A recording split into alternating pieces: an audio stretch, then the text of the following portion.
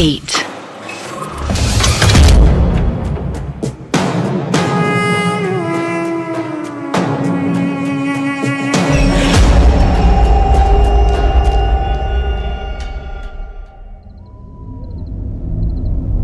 रात का वक्त था। उस घने जंगल के बीच मंदाकिनी और वृंदा बातें कर रहे थे। आखिर तुमने ये किया कैसे? तुमने देव के साथ साथ बाबा को भी हमारी तरफ कर लिया है। तुमने देव को तो अपने वश में किया ही, लेकिन बाबा को, अंजलि को मारने के लिए कैसे मना लिया? कुछ बातें तेरी समझ के बाहर हैं। तू इनमें अपना दिमाग ना ही लगा तो तेरे लिए अच्छा होगा। वृंदा, शायद तू ये भूल रही है कि ये सब मैंने ही शुरू किया था। अगर मैं नहीं होती तो देवराज कब का तेरे हाथों से निकल गया होता। ये सब शुरू करके भी तूने क्या ही कर लिया। देवराज तो वैसे भी मुझे नहीं मिला और देव भी मेरे हाथ से निकलने ही वाला था। अगर मैं अपनी चाल नहीं चलती तो वो लड़की पहले ही जीत गई होती और उसने हम दोनों को खत्म कर दिया होता। तो तू मुझे बता क्यों नहीं देती कि आखिर तूने क्या किया है? बाबा की ऐसी कौन सी कमजोरी तेरे हाथ लग गई कि वो अंजलि पर मरण क्रिया करने के लिए तैयार हो गया? ज्यादा उतावलापन अच्छा नहीं है। समय आने पर तुझे सब पता चल जाएगा। अभी तू बस तमाशा देख।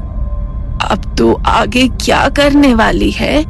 क्या तू उस निखिल को भी? नहीं, उसका वक्त अभी नहीं आया है। मुझे समझ नहीं आ रहा कि तू उस लड़के को बार बार बचा क्यों रही है। तुझे कई बार मौका मिला। अगर तू चाहती तो उसे कब का मार चुकी होती, लेकिन तूने अब तक उसे कोई चोट नहीं पहुंचाई है। मैंने कहा ना, थोड़ा इंतजार कर, तुझे सब पता चल जाएगा। रात हो चुकी थी। अंजलि दबे पांव हवेली से बाहर निकल रही थी। वो दरवाजे से बाहर निकलने ही वाली होती है कि तभी कोई पीछे से उसका हाथ पकड़ लेता है। अंजलि घबराकर पीछे मुड़ती है और सामने खड़े शख्स को देखकर एक चैन की सांस लेती है।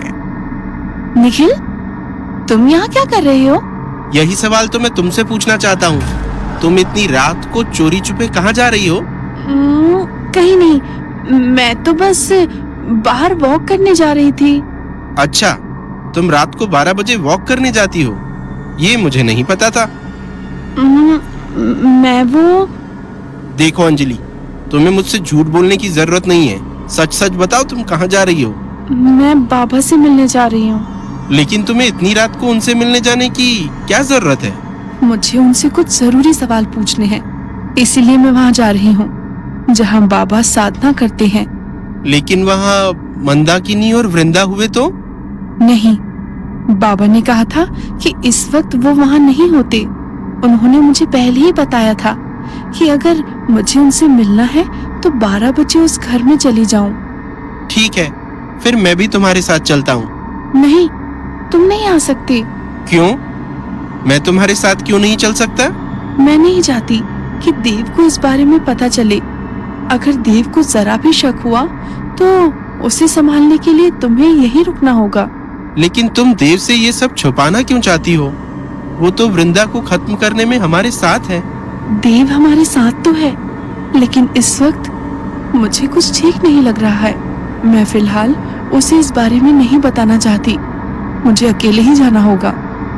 ठीक है, अगर तुम्हें ठीक लगता है तो अकेले ही जाओ, लेकिन मुझसे प्रॉमिस करो कि तुम अपना ख्याल रखोगी और किसी मुसीबत में नहीं फंसोगी। ठीक है, मैं जल्दी वापस आ जाऊंगी। ओके। अंजलि और निखिल के वहां से जाने के कुछ देर बाद वृंदा वहां आ जाती है।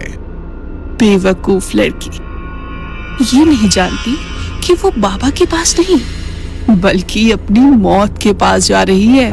अंजलि उस घर के सामने पहुंचती है जहां वो बाबा से मिलने वाली थी। चारों तरफ घना अंधेरा था और पूरी तरह सन्नाटा छाया हुआ था।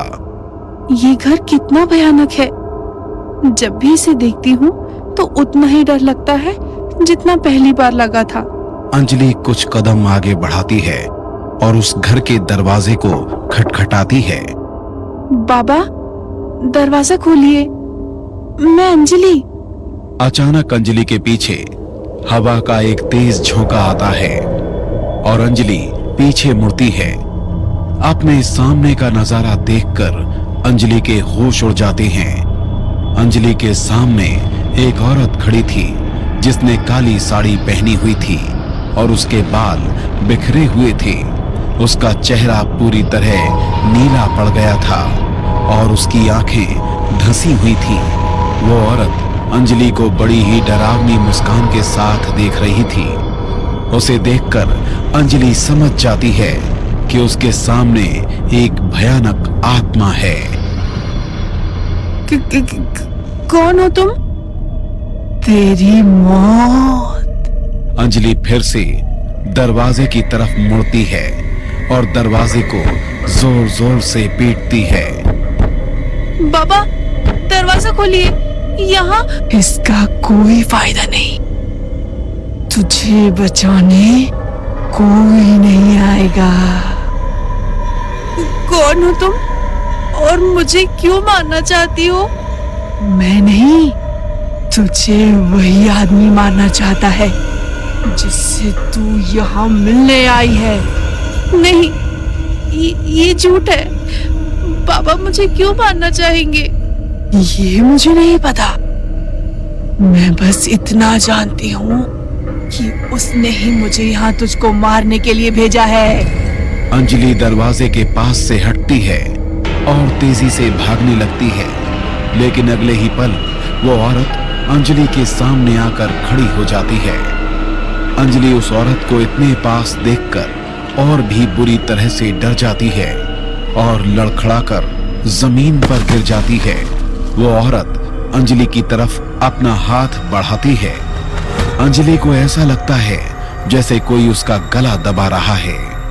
छोड़ दो मुझे, अब इन बातों का कोई फायदा नहीं।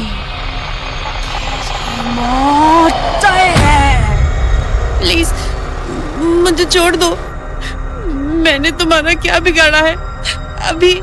अभी मेरा जिंदा रहना बहुत जरूरी है। तभी पीछे से आवाज आती है, अंजलि तुम्हें कुछ नहीं होगा। वो औरत पीछे देखती है जहां से आवाज आई थी।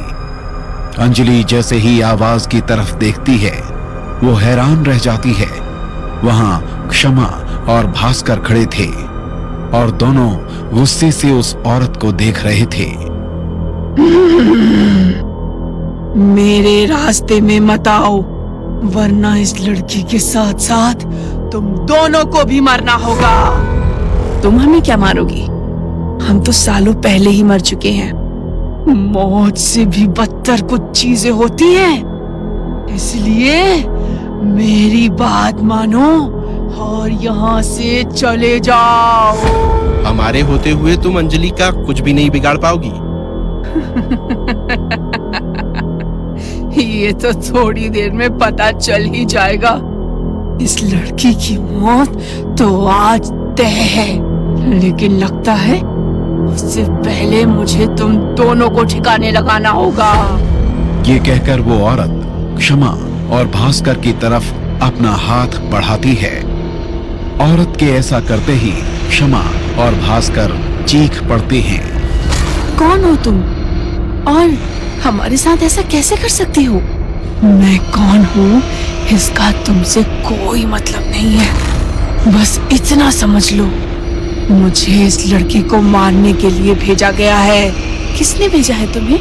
वैसे तो मुझे ये बताने की कोई जरूरत नहीं है, लेकिन आज तुम्हारी आखिरी ख्वाहिश भी पूरी कर देती हूँ।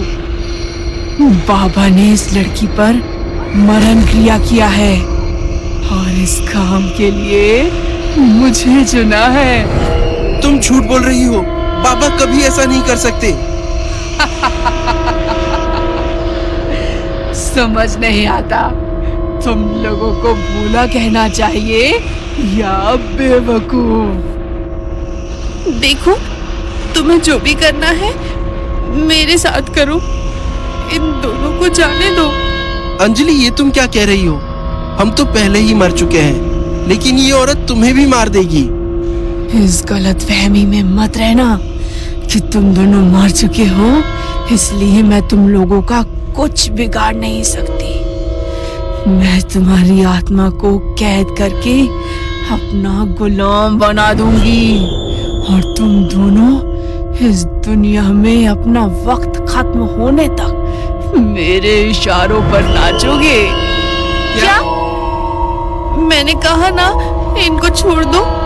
ना ये तुम्हारा शिकार है और ना इन्होंने तुम्हारा कुछ बिगाड़ा है। ठीक है, वैसे भी मुझे इनमें कोई दिलचस्पी नहीं है। मुझे तो बस बाबा का दिया हुआ काम पूरा करना है। औरत अपनी बात पूरी करते ही अपना हाथ क्षमा और भास्कर की तरफ से हटा देती है। वो औरत हवा की रफ्तार से अंजलि के पास जाती है और उसका गला पकड़कर उसे हवा में उठा लेती है। इस छोटे से काम के लिए तुम लोगों ने मेरा इतना समय खराब कर दिया। अंजलि हवा में लटकी हुई छटपटा रही थी। जैसे जैसे समय बीत रहा था, अंजलि का सांस लेना मुश्किल होता जा रहा था और उसका छटपटाना भी कम होता जा रहा था।